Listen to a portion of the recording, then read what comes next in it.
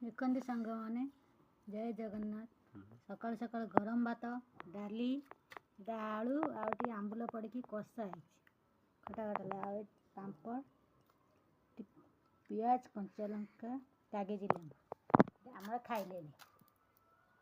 Time ହେଇଛି 7ଟା 30 ନା 40। 8ଟା ଭିତରେ ଖାଇକି କାମକୁ ଯିବେ। ଆଉ ଟିଫିନ୍ ପ୍ୟାକ୍ ହେବ, ଥୁଆ ହେଇଛି।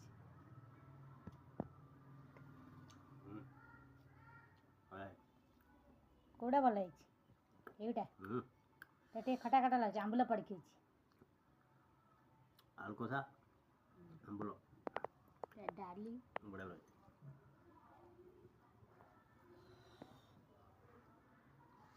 ରାଗ ହେଇଛି।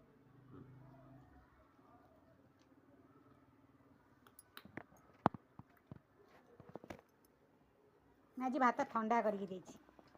ଗରମ ଭାତ ଟିକେ ଖାଇବାକୁ ସେ ଖାଇପାରନ୍ତିନି, ଏଟା ଟିକେ ଥଣ୍ଡା କରିକି ଦେଇଛି।